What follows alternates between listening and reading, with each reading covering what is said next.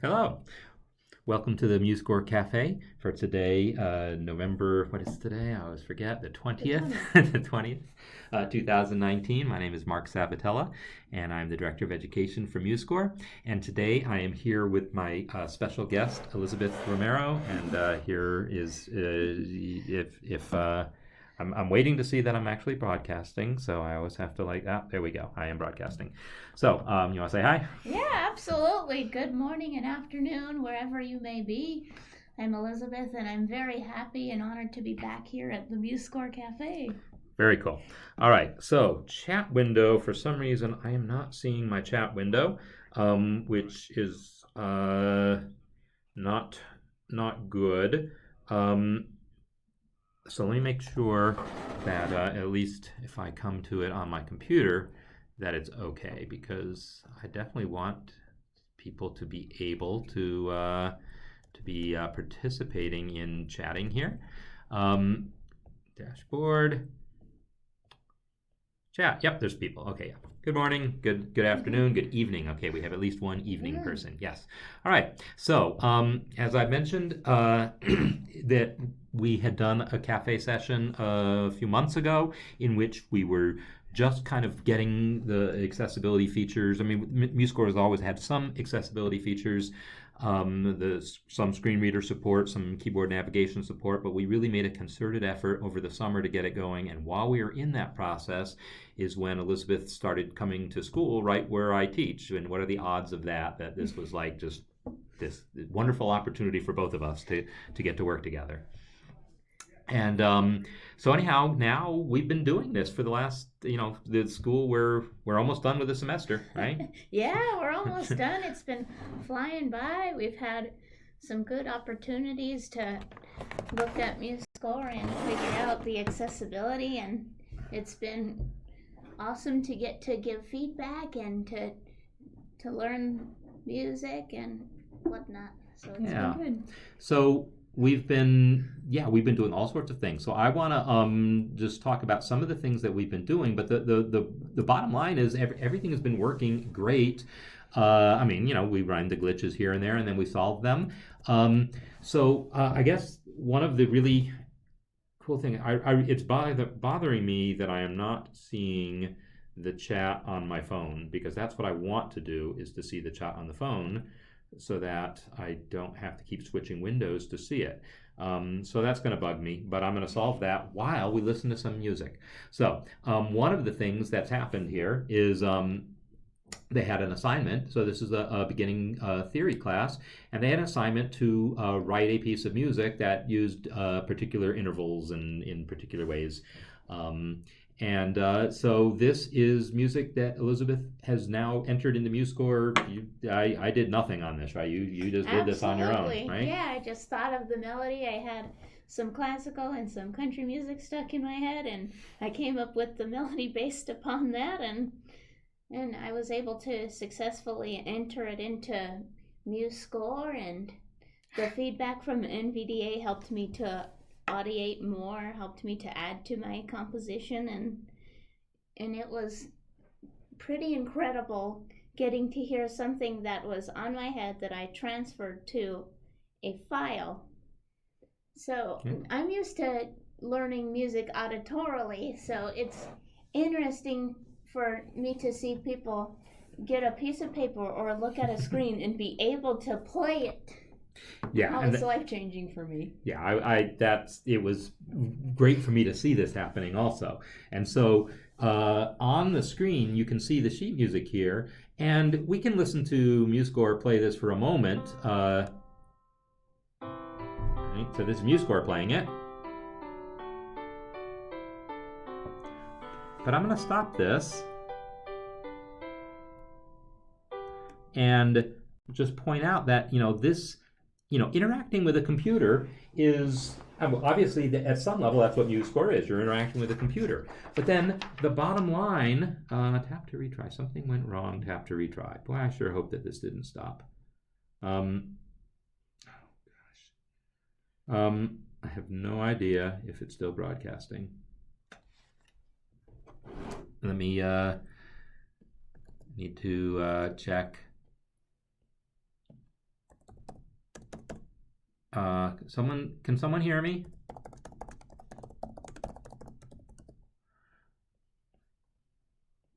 Because I got a distressing message about things not being there. It says it's streaming.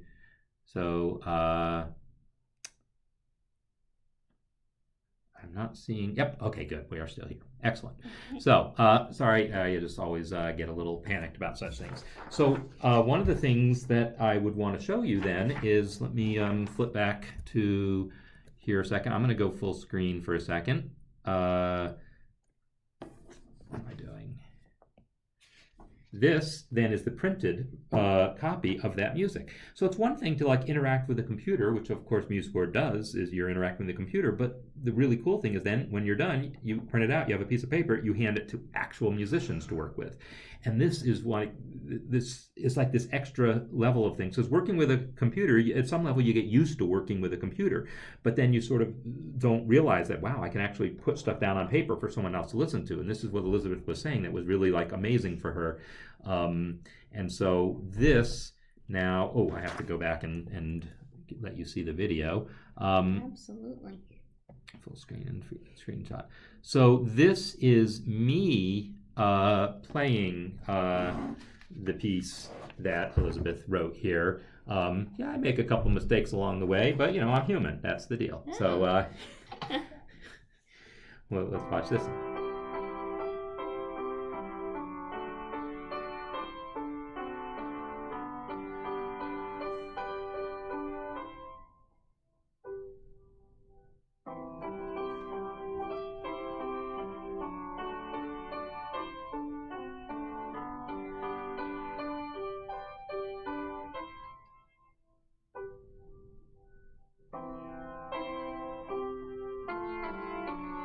It sure says that I'm not.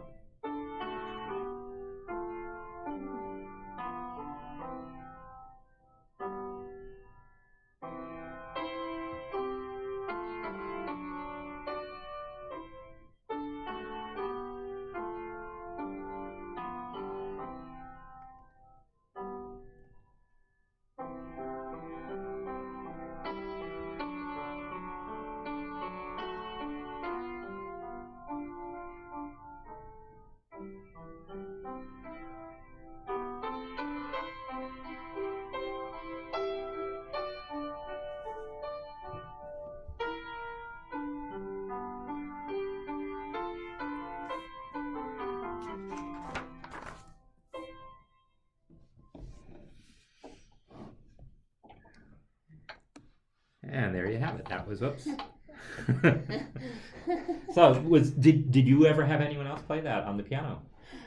Actually, I didn't.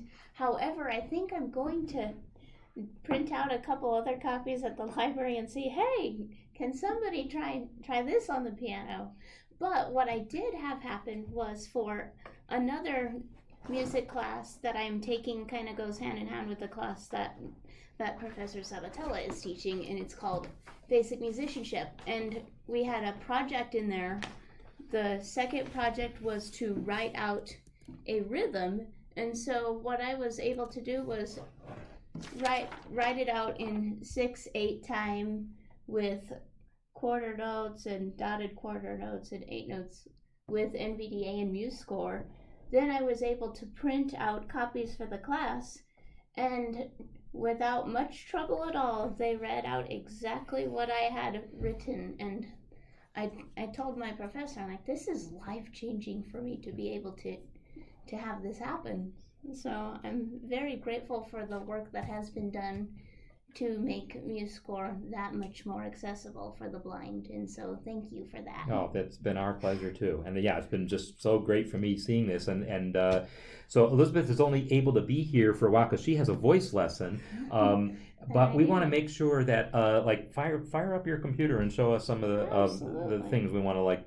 So some of the things that we've been doing is, well, she's singing in an ensemble and has music to learn for that ensemble, and so we've taken that music and entered it into MuseScore for her, so she can then read the music at home and learn her part. But also we just had an exam, and I'll show you that later. Also talk about that, and in which I created the exam in MuseScore. I printed it to give to everyone else in the class, and I just sent her the MuseScore file, and she was able to read the instructions and complete the exam quite successfully. Got an A on it, and we'll talk about that. But just the process of creating music, and now you're working on like a composition, you said, for that basic musicianship class also? I sure am. For our third and final project, we're supposed to transcribe a popular song that we have memorized, and so we're supposed to notate it with MuseScore. Nice. Yeah. So do you want to do anything and show any of the Kalegi music, or you want to jump in and try to like do something for that project now? Let's show the Collegium music. The Collegium is the ensemble that I participate in. Right. And so this is a Renaissance music ensemble that Regis University has, and so I helped get some of the music for the ensemble into MuseScore format. I either typed it in or we converted it in from Music XML, and then now she can read the music in MuseScore and learn her part that way, and that's what we're going to see a little bit of here. So let me get this thing positioned in a place where it's useful. List. Create new score. I'm gonna come over this way. File. Pause a line. Treble clef 8 VA bat. Note. Times.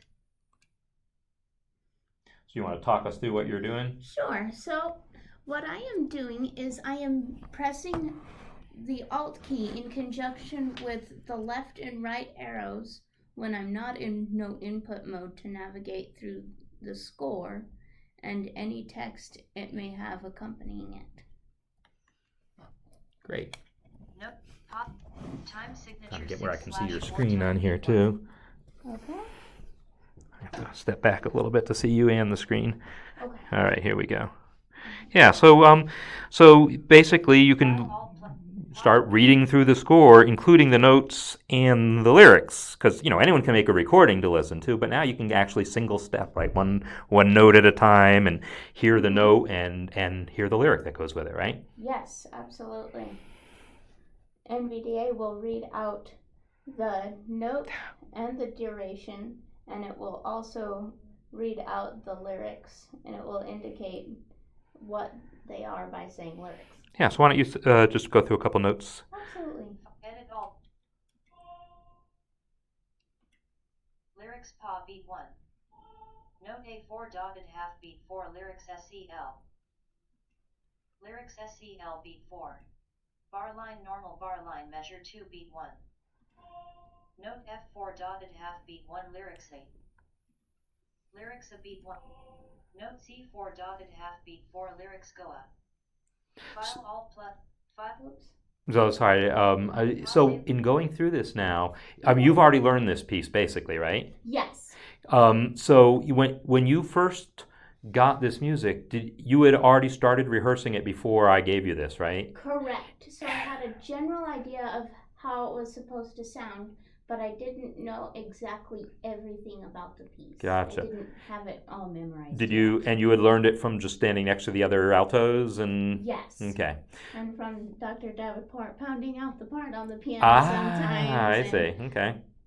Yeah, but. But now you can learn it yourself, and so can you sing that? Sure. Passe la voix, ma Julieta dame. Passe la voix, venite vous avouer. Nice. Cool. And so you can go through and learn the song one note at a time like that, and you can hit the space bar, right, and hear the playback and hear it all in rhythm.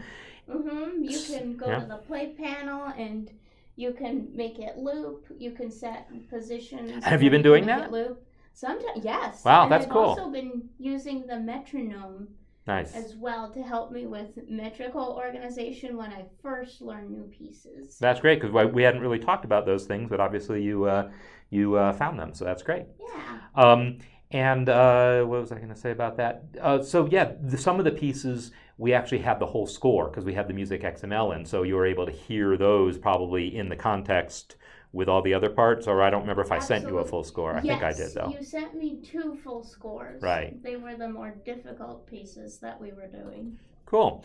Why don't you go ahead and then let's just start a new score so you can talk about this project that you're doing. So, in order to ease the process of creating the score, I'm going to use the handy new score wizard.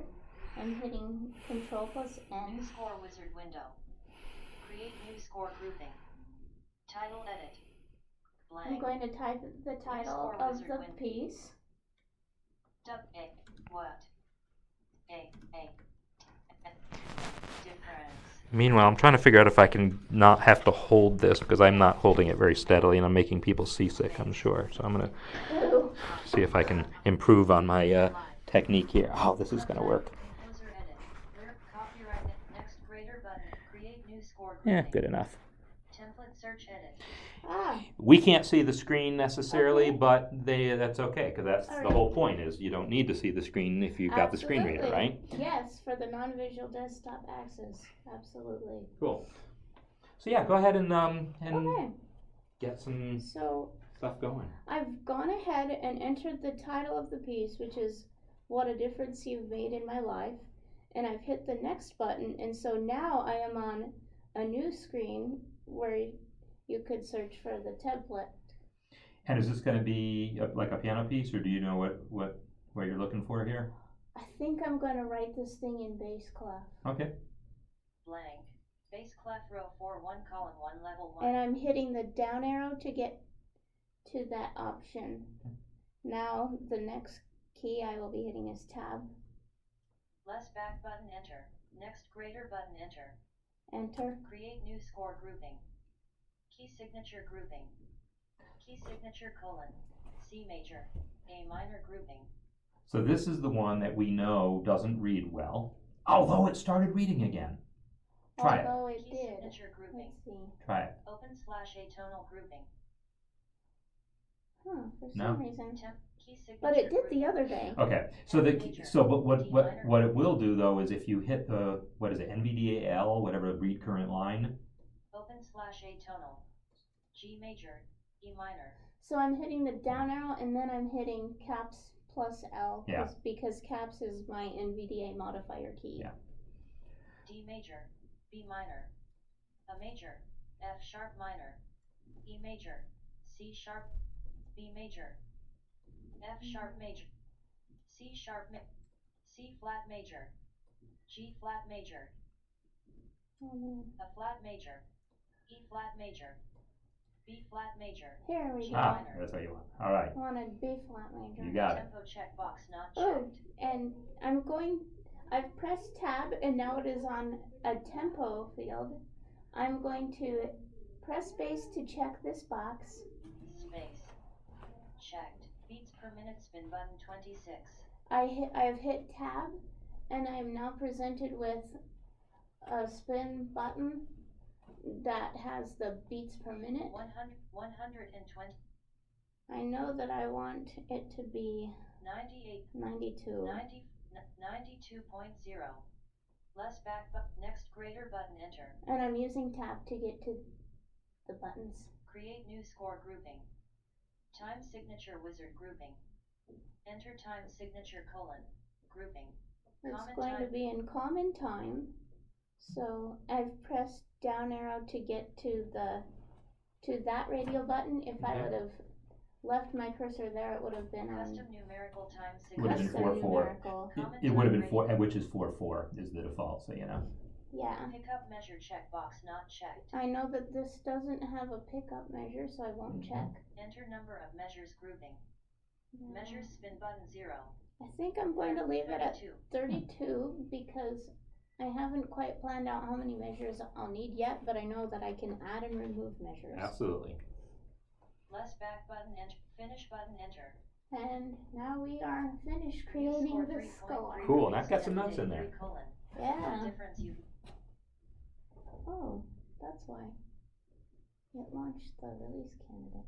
Oh, interesting. Okay. Well, that'll still work. Yeah, should still work. Alright, I'm going to press the letter N to get into note input mode. N.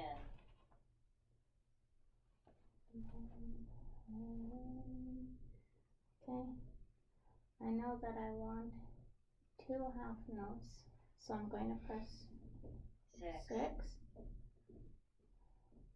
B. Note B flat 2 half B 1 tempo quarter note left paren. Crotchet right paren. Stem up equals 92. No. C. Note C 3 half B 3.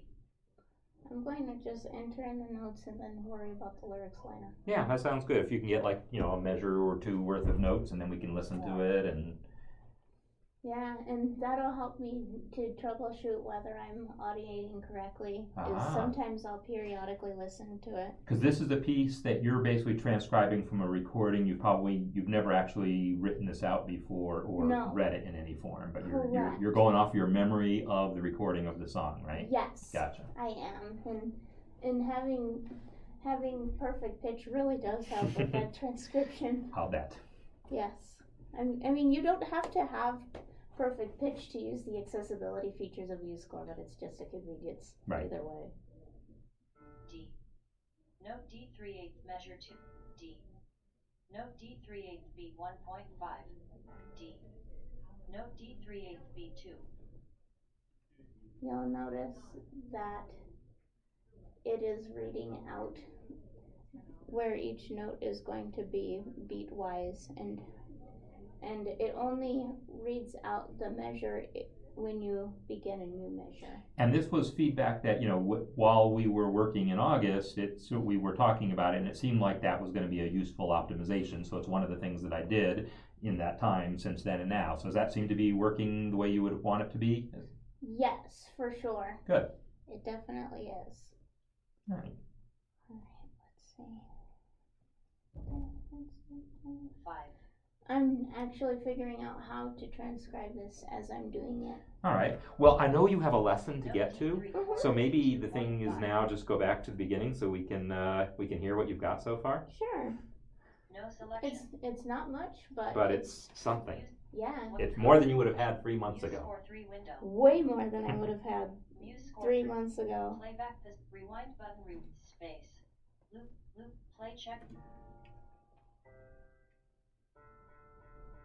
Yes.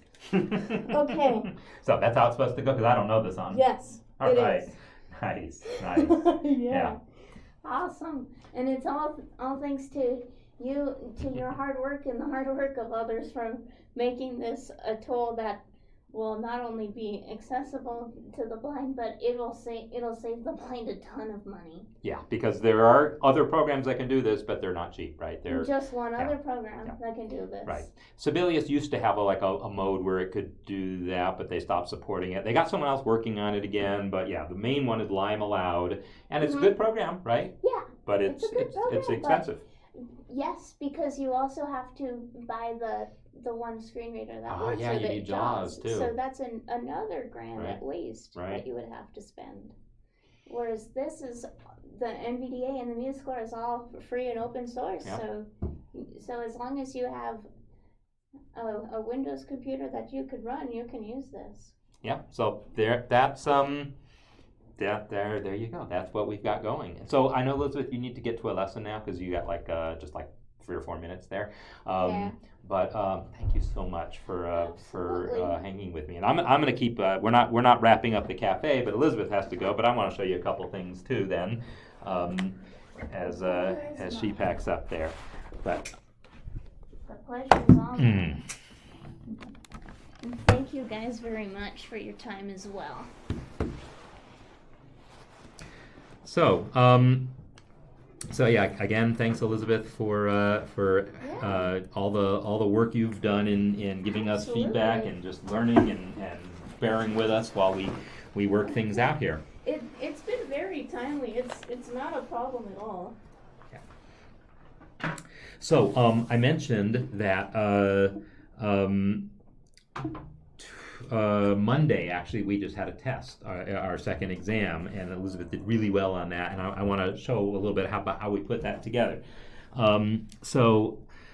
This is the exam here, and again, I don't know why my phone keeps stopping the display of the video, so I keep having doubts about whether I'm still live, but I'm just going to have to just trust that I am. Oh, it looks like I am. Good.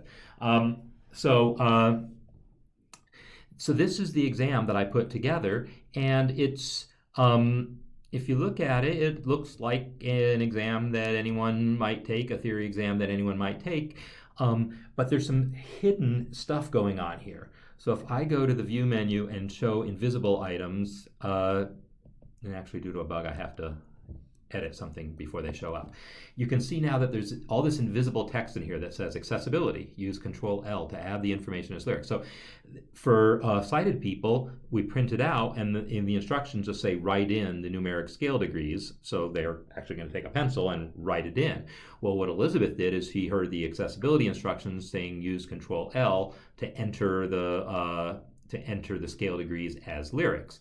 Probably, she's done this a couple times before. She took a previous test and other worksheets, so she probably would have figured out how to do things anyhow. But that's just like a little extra information I was able to give. And so throughout the whole test, there's all sorts of other little interesting things that we had to do to make this meaningful, like writing the key signatures. The test involved writing out some minor key signatures. Well, the way a sighted person would do it was with a pencil, actually writing in the key signature. In MuseScore, you would just select it from a palette and enter it. Well, that's not fun. I want her to know that a C minor key signature is a B flat, an E flat, and an A flat, and not just any old B flat, and E flat, and A flat. That it's the third line B flat, the fourth space E flat, and then the second space A flat. And similarly, for naming the keys, if I had just entered this key as a key signature, NVDA would have just read it for her, and it would have told her the answer. So I put in text here. So I hid this. This is not a real key signature. This is just symbols. And then the text is going to read F sharp, C sharp, G sharp, D sharp. So when she got the test, that's what she heard was F sharp, C sharp, G sharp, D sharp, and then she had to answer what the keys were. So this is the test as I gave it to her. I basically emailed her this file, the same file that I printed for everyone else, and so all the invisible stuff doesn't show, so no one else had to see all that other stuff. And then what she gave me back is this. The yellow is my comments now that I've graded it. So if we look back to the beginning where you're supposed to type in the scale degrees, here's where she typed in the scale degrees. And like here, you're supposed to enter some intervals, and I gave an A and said major 3 up, and she wrote in C sharp, right? And here you're supposed to identify intervals. I give you notes, and you're supposed to identify it, and she wrote them in, minor 6, major 3rd. I said to put an asterisk after the dissonant intervals, and she's got there's the asterisk she entered after the diminished 5th. So all the instructions, and then here the key signature ones. It read the 4 it read the 4 sharps there. It read F sharp, C sharp, G sharp, D sharp, and then she filled in the answer correctly that's C sharp minor. And I remember the key signature she was supposed to write out of C minor. I had her do it by entering notes corresponding to those, and she can't enter a flat sign exactly. There's no direct way to just enter a flat sign. I said, well, just put a note where that flat sign would go. So I was able to take the same test that I gave to all my students, and with just a few tweaks here and there, was able to make it a form that I could then just email it to Elizabeth, and she was able to complete it and get it. And if you look at my yellow ink here, you'll see that there's looking at my yellow ink, there's one F sharp that should have been top line, and if for someone who's never seen a key signature before, it's a lot to remember how the key signature is actually constructed. So she has the right notes, but there's one wrong octave in this, and this is something most of the class is getting all this stuff wrong. They're just putting notes in random wrong octaves. So only getting one wrong out of this was one of the better performances in the class.